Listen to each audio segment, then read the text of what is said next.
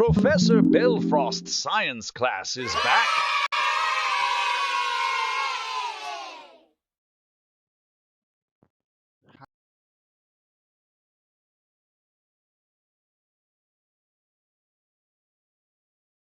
Hi, welcome back to another lesson with me, Professor Belfrost, and today I will continue on my last lesson on chemistry. So we are still on the chapter of matter, physical and chemical properties, elements, and compounds. This is the second part, okay? So I hope you still stay with me, and let's review some important concepts from the last lesson of chemistry. Okay, so in last lesson we have discussed about what is matter, what is energy, what is the states of matter, also the mass of an object, and law of conservation of matter. Okay, let's review. Okay, so matter is defined as anything that has mass and occupies space. Okay, so the definition of space is vary depending on if there exists a mass of an object or not. Okay, so, okay, that's it for the first point. And the second is that the entire universe made up of two things. The first is matter, and the second is energy. The third point is according to its states, matter may be categorized into solid, liquid, gas, and plasma. Um, and plasma and Bose-Einstein condensate. Actually, there are still many states that we didn't cover because it's not um, we are not dealing with this kind of state usually. And actually, plasma and Bose-Einstein condensate is actually occurring only at extreme temperature. Plasma is for the very high temperature, and Bose-Einstein condensate is a very low temperature, near zero, uh, the absolute zero. Okay. So according to its composition, a matter is classified into two broad categories. First is pure substances and second is mixtures. Pure substances are divided into elements and compounds, while mixtures are classified into homogeneous mixtures and heterogeneous mixtures. Okay? Then mass of an object is a measure of the amount of the matter in it. The last point is the law of conservation of matter states that there is no detectable change in the total quantity of matter present when matter converts from one type to another, a chemical change, or change among solid, liquid, and gaseous states, a physical change. Actually, this is a very general law, the law of conservation of matter. Okay, actually, we have the child of this the law of conservation of matter. Yeah, we have the law of conservation of mass, and we also have the law of conservation of energy. We will deal with it in this lesson and the next two lessons. Okay. Okay. So we are starting our discussion today. Okay. Still a little review to the last lesson. So a substance is matter that has a definite or constant composition and distinct properties. Okay. So substances differ from one another in composition and can be identified by their appearance, smell, taste, and other properties. While a mixture is a combination of two or more substances in which the substances retain their distinct identities, and mixtures do not have a constant composition. Okay? Mixtures can be either homogeneous or heterogeneous. Any mixture can be created and then separated by physical means into pure components without changing the identities of the components. A substance, so, can be either an element or a compound. An element is a substance that cannot be separated into simpler substances by chemical means. At present, there are 118 elements have been positively identified. Please check your periodic table, okay? Table of, yeah, the periodic table that I've asked you to download before, okay? Then chemists use alphabetical symbols to represent the names of these elements, and the first letter of the symbol for uh, the elements is always be capitalized, but the second letter will never be capitalized. But some of uh, the alphabetical symbol only has first letter, so it's good to go. Okay, so most elements can interact with one or more other elements to form compounds. Okay, how we define a compound? So we define a compound as a substance composed of two or more elements chemically united in fixed proportion. For example, hydrogen gas burns in oxygen gas to form water, and a compound whose properties are distinctly different from those of the starting materials. Water itself is made up of two parts of hydrogen and one part of oxygen. Okay? Substances are identified by their properties. So the first lesson today is about the properties of substance. Okay, so any substances are identified by their property as well as by the composition. What is the properties? Properties are the characteristics that enable us to distinguish one substance from another. So there are two types of properties that we know. The first one is physical properties and the second one is chemical properties. So all measurable properties of matter fall into two categories. Yeah. The first one is extensive properties and the second one is intensive properties. The measure value of an extensive property depends on how much matter is being considered or is being measured. Okay? For example, mass, length, volume. It depends on the object, right? While we having the same object but with different quantity, then this value will be different. Okay, so this is what called an extensive property.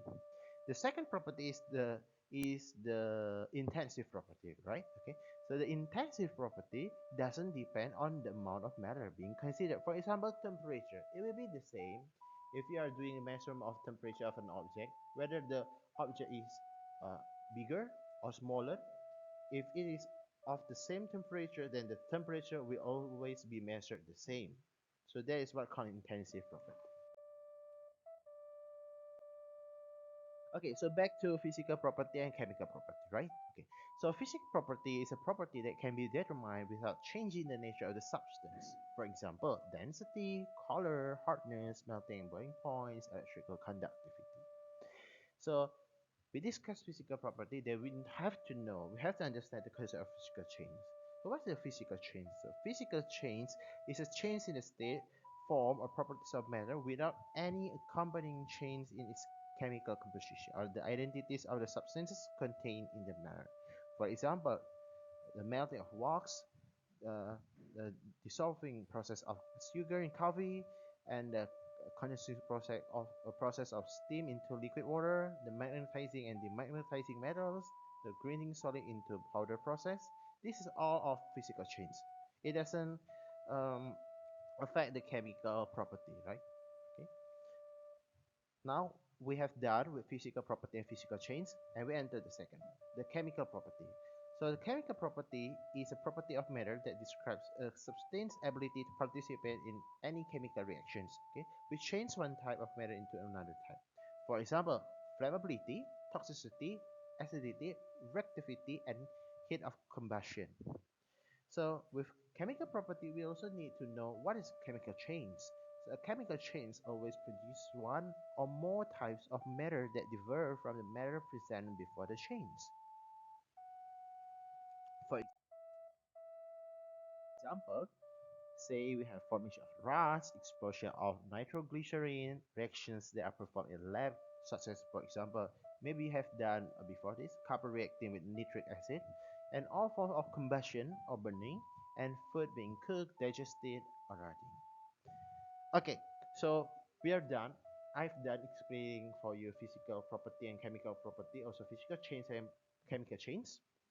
And your first assignment, just mini assignment, is that pay attention to the picture that I've provided, slide, and then identify the caption being given, understand the captions, and write out in your own words, describe in your own words, and if possible, add more information about the picture that I give you. Is the reaction of mercury to oxide. Okay, maybe you can try to find more information on internet, and maybe you can give another example related to this example I have given. Okay, so that's great. Let's move to the next uh, topic for today discussion for today lesson. Now we are discussing about energy. The concept of energy in chemistry is very, very important. Okay, So concept of energy takes a vital role in chemistry. One definition of energy is the capacity to do some kind of work, such as moving an object, forming a new compound, or generating light. No matter how energy is defined, it is always involved if there is a change in matter. Okay, so any change in so actually there are two type of process when we relate it to energy involved in a reaction. Okay, so first one is if the change in matter in which energy is absorbed in this process, then it's called an endothermic process. For example, the melting of ice, the boiling of water, chemical reaction that occurs when barium hydroxide and ammonium nitrate are mixed. Okay? So with this reaction, the system absorbs energy from the environment. So this is called an endothermic process. The second type is there's a change in matter in which energy is released into the environment. So the system release some amount of energy into the environment, and this is known as exothermic process. Okay. Some example that I can give for you is the freezing of water, the condensation of water, exposure reaction occur from when hydrogen and oxygen gases are mixed to form water. Okay? So yeah, this is two, there are two kind of process, right? Endothermic and exothermic. So I want you to review this concept by yourself, okay? By finding for more kind of examples related to this, and try to describe why this is exothermic, why this one is endothermic. Okay. So, law of conservation of energy. Law of conservation of energy states that during any physical or chemical change, the total quantity of energy remains constant. In other words, energy cannot be destroyed or created. It is just transfer of energy, or it just changing from one to another form of energy. Now, I'm going to start discussing about atomic theory. So this is the third topic to be discussed in today's lesson.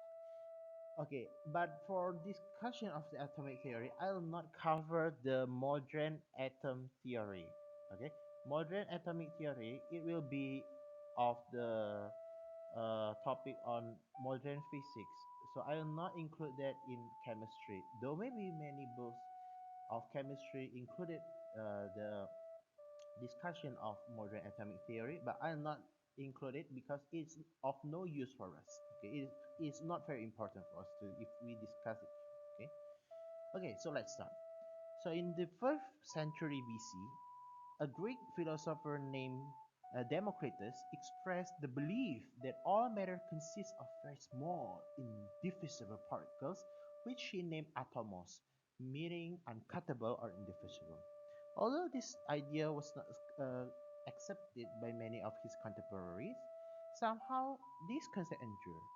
Experimental evidence from early scientific investigation provided support for this notion and gradually gave rise to the modern definition of elements and compounds. Then, this kind of concept doesn't, it needs quite a long time before reinvented. In 1808, an English scientist and school teacher named John Dalton formulated a precise definition of the indivisible building blocks of matter that we call atoms. This is just from the Democritus idea. Okay? So Dalton's work marked the beginning of the modern era of chemistry. So there are some points that I can summarize from Dalton's atomic theory. First, elements are composed of extremely small particles called atoms which cannot be subdivided, created, or destroyed. Second, all atoms of a given element are identical, having the same size, mass, physical properties, and chemical properties. The atoms of one element are different from the other of or from the atoms of all other elements and have different properties. The third is compounds are composed of atoms of more than one element. In any compound, the ratio of the numbers of atoms of any two of the elements present in is either an integer or a simple fraction. Okay? A simple fraction means that the ratio is built by um, integer whole number denominator and whole number numerator, right? Okay. Actually, this concept is just an extension of Prof's law of definite proportion that states that different samples of the same compound always contain its constituent element in the same proportion by mass. Okay? And the last one is a chemical reaction involves only the separation. Yeah. So a chemical reaction only separation, combination, arrangement of atoms. It doesn't result in the creation or the destruction of the atoms. Okay, so it's just combination, separation, and rearrangement. Nothing. Nothing else. Okay. So this work, the Dalton's work, marked the beginning of the modern era of chemistry, and there are many important concepts that we can underline from the hypothesis that Dalton gives, especially from the third hypothesis. First, the third hypothesis of Dalton's theory that I mentioned before, supports another important law of chemistry. This is the law of multiple proportions.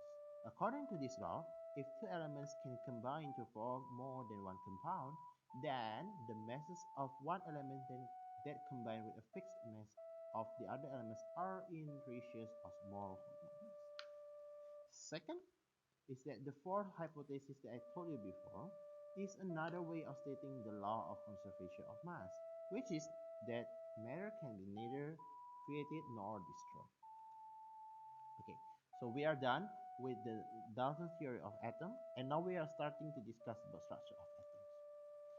So experiments by several scientists in the mid-80s led to the first change to Dalton's atomic theory. So scientists discovered that atom can be broken into pieces after all. And these smaller parts that make up an atom are called subatomic particles. So our focus are three: proton, electrons, neutrons. Okay. So the first one to be invented is electron. Okay. So in late 1800s, okay, a number of scientists interested in questions like these investigated the electrical discharge that could be produced in low pressure gases, with the most significant discovery was made by an English physicist, J.J. Thomson, using a cathode ray tube. Okay, so this apparatus consisted of a steel glass tube from which almost all the air had been removed or vacuumed. So the tube contain two metal electrodes. Okay, when high voltage was applied across these electrodes, a visible beam called a cathode ray appeared within them. This beam was deflected toward the positive charge and away from the negative charge, and was produced in the same way with identical properties when different metals were used for the electrodes. So what's the conclusion that Thomson had with this experiment? Okay? Yeah. So Thomson uh, know that, oh, I found a negative charge. Okay, I found a negative charge with this experiment. Also, the ray was simultaneously deflected by an applied magnetic field, and measurement of the extent of deflection and the magnetic field strength allowed Thomson to be able to calculate the charge to mass ratio of the cathode ray particles.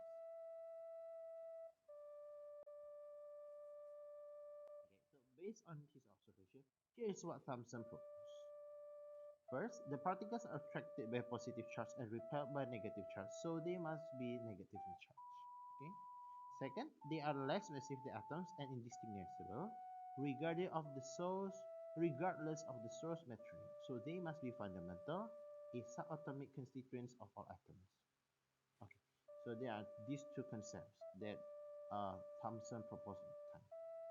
Although this concept was controversial at that time, Thomson's ideas were gradually accepted, and his cathode ray particle is what we now call an electron, a negatively charged subatomic particle with a mass more than 1,000 times less than of an atom. The term electron itself was coined in 1891 by Irish physicist George Stoney from electric ion.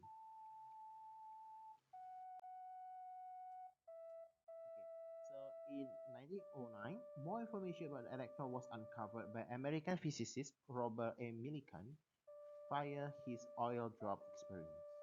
So Millikan created microscopic oil droplets, which could be electrically charged by friction as they formed or by using X-rays. Okay? So these droplets initially fell due to gravity, but their downward progress could be slowed or even reversed by an electric field lower in the apparatus. So the apparatus given on the lower side of the side, okay? You can see the apparatus that Robert Millikan used when demonstrating his experiment.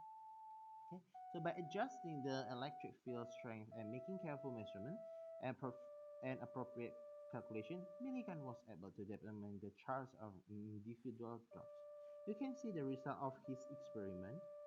Okay, is on the right side of the picture. And as you can see, we recognize that the charge of an oil droplet is always a multiple of a specific charge. 1.6 times 10 to the minus 19, yeah, 19 coulombs. So Millikan concluded that this value must therefore be a fundamental charge, the charge of a single electron, with his measured charge due to an excess of one electron. Okay, 2 electron, 3 electron, and so on a given oil drop. Since the charge of an electron was now known due to Millikan's research thankfully, and the charge to mass ratio also already known due to Thomson's contribution, it only required a simple calculation to determine the mass of the electron as well, and we got, okay, so the mass of an electron is 9.107 times 10 to the minus 31 kilograms. So in 1904, Thomson proposed the plum pudding model of atoms, which described a positively charged mass with an equal amount of negatively charged in the form of electron embedded in it, since all atoms are electrically neutral. A competing model has been also proposed in 1903 by Hunter Nagaoka 1 year prior, okay, who postulated a Saturn-like atom consisting of positively charged sphere surrounded by a halo of electrons. You can see the picture. That's what I see.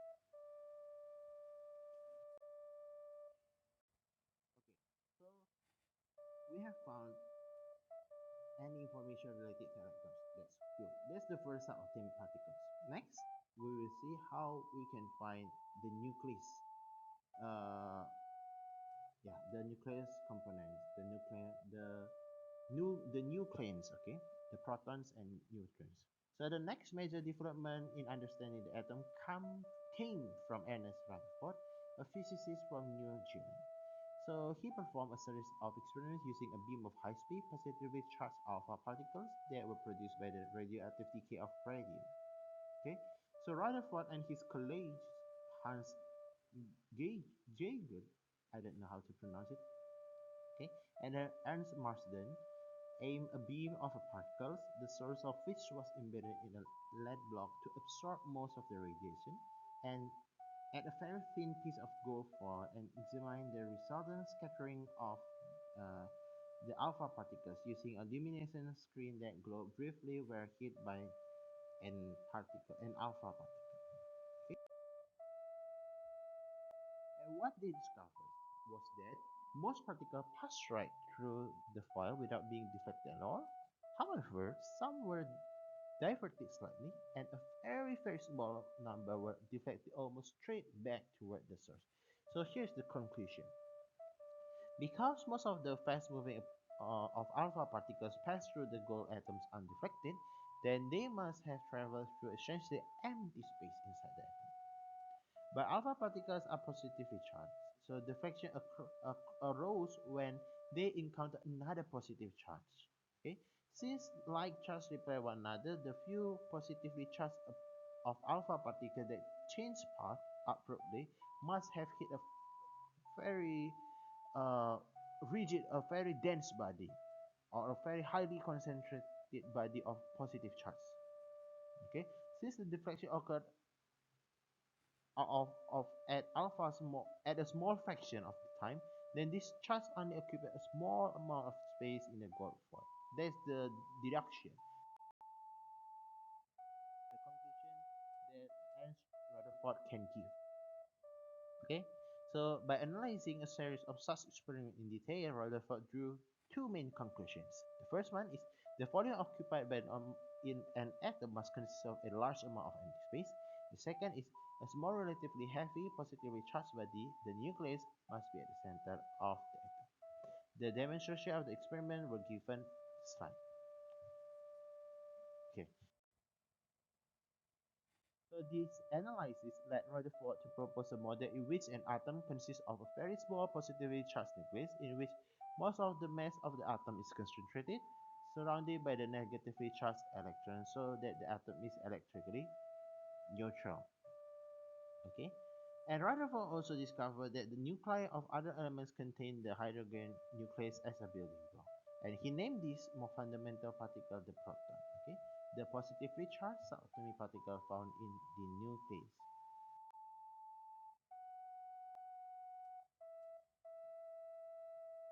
Then, during the early 1900s, okay, scientists identified several substances that appeared to be new elements, isolating them from radioactive ores. The radioactive ores that I mean here is radium. Okay. However, a more detailed analysis showed that the new elements were chemically identical to the one radioactive element, the radium ore that exists, despite having a different atomic mass. This result, along with similar findings from other elements, led the English chemist Frederick Soddy to realize that an element could have types of atoms with different masses that were chemically indistinguishable. And he called these isotopes, atoms with same element that differ in mass. Okay?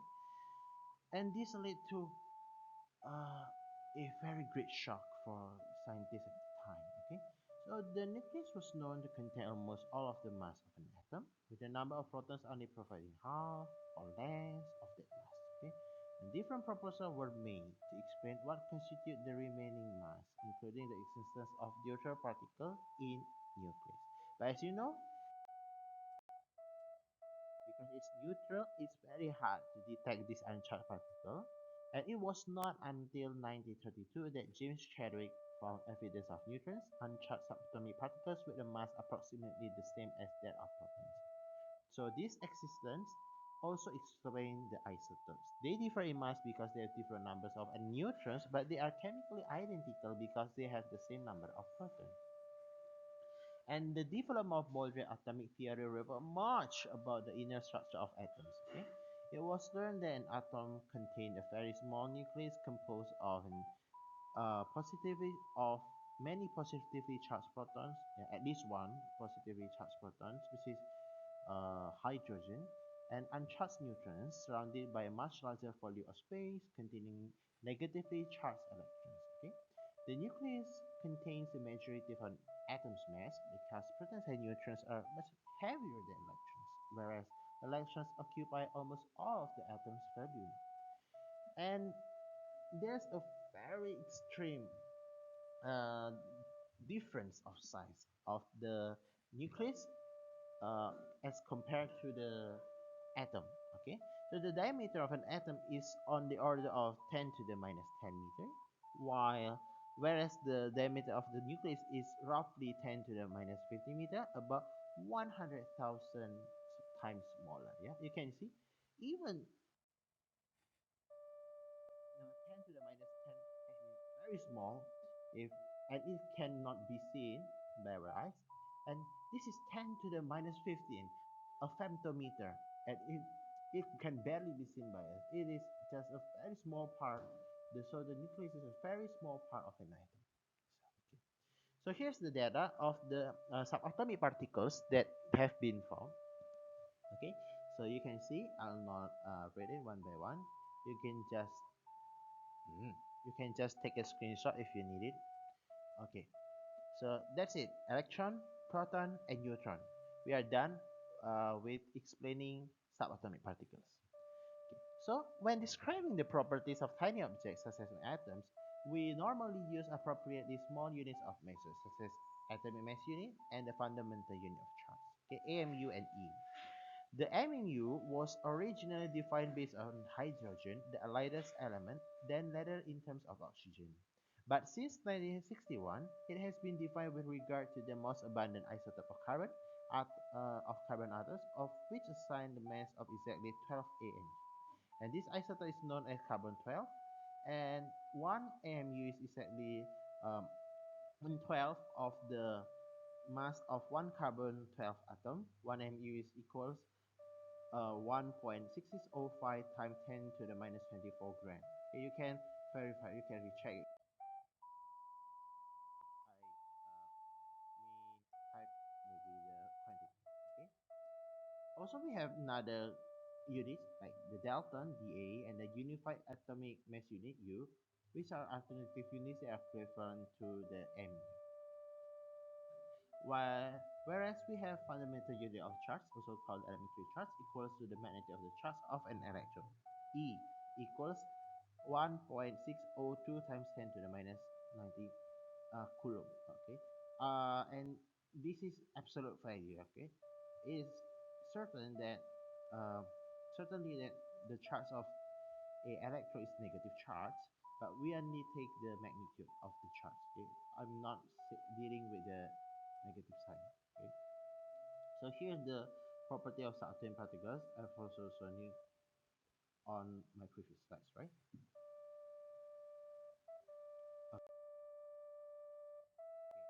So we are moving to the last topic today. Okay, so the number of protons in the nucleus of an atom is its atomic number, Z. Okay, so this is the defining trait of an element. Its value determines the identity of that. So the atom is identified by the atomic number, Z, because I've told you before that the mass can be different, although it's of the same atom, right? For example, any atom that contains 6 protons is the element carbon and has the atomic number 6, regardless of how many neutrons or electrons it may have. Okay? Also, electron can vary. Neutrons can vary and electron can vary because it can be ion, and ion has different amount of electrons, yeah, different from its normal atom. Okay, so a neutral atom must contain the same number of positive and negative charge. So the number of protons equals the number of electrons. Therefore, the atomic number also indicates the number of electrons in an atom. In an atom, okay? If it is a normal atom. The total number of protons and neutrons in an atom is called its mass number. A is denoted as A. Okay, so the number of neutrons is therefore the difference between the mass number and the atomic number, A minus 10. Okay, this is the numbers of atoms. Okay, so atoms are electrically neutral if they contain the same number of positively charged protons and negatively charged electrons. But how if it's not the same? So when the number of these subatomic particles are not equal, the atom is electrically charged and is called an ion. But most of the time, the thing that you will deal with is that it is that the electron that varies, not the proton. Okay. So the charge of an atom is defined as follows. So atomic charge equals number of protons minus number of electrons. Atoms and molecules typically acquire charge by gaining or losing electrons. Okay, so an atom that gains one or more electrons will exhibit a negative charge and is called an anion. Okay, so positively charged atoms called cations are formed when an atom loses one or more electrons. So there are two type of ion. First one is anion. Yeah, if it contains negative charge. If it's positive, or if it is positively charged, then this ion is called cation. Okay. For example, a neutral sodium atom, which has the atomic number of 11, has 11 electrons. Okay.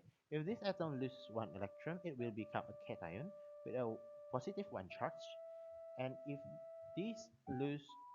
and if this atom gain one electron, they will have minus one charge. Okay. Okay. So, another example: a neutral oxygen, Z equals 8, has 8 electrons with it, and if it gains 2 electrons, it will become an anion with a negative 2 charge. Yeah, okay. It's very simple actually. Okay, so there's a lesson for today. Now I have one problem for practice. Okay, this is from our last topic. Okay, so how many protons, electrons, and neutrons are present in an atom of copper where atomic number is 29 and whose mass number is 64? So the answer is, because we have known the atom, we have been given the atomic number of copper 29. This indicates the number of protons in the nucleus of copper atom. And because a copper atom must be electrically neutral, so the number of electrons must equal the number of protons. Also, we are given the mass number of copper 64, which indicate the total number of protons and neutrons in the nucleus of copper atom. Hence, we know that number of protons equals the number of electrons equals the atomic mass, atomic number, I mean, which is 29. And the number of neutrons is just the atomic number minus the mass, right? 64 minus the 29, it is 35. Okay, so here's assignment. Okay, so you are given some pictures that describe some fundamentals in chemistry. I want you to find information and describe each of the picture given in your own words. Okay, the first picture shows the application of law of conservation of mass. The second picture is law of multiple proportions. The third picture is law of definite proportion of constant proportion. I want you to take screenshot of these two slides. Okay. Okay, you're done with my lesson. We will continue on our next lesson. Uh, we haven't covered some topics on these chapters. Yeah, maybe it's not much left. Okay. So yeah, here's inspiration for you today. Dalai Lama once said, "Happiness is not something ready-made. Okay, it comes from your own actions." Okay. So yeah, do your best always and find your own inspiration. Okay, so thanks for watching. Here is your to-do list. Subscribe to my channel, give a like, comment, and share this video to your friends. My class will be on every Tuesday, Thursday, and Saturday. So keep watching and be thoughtful. Thanks. Goodbye. See you.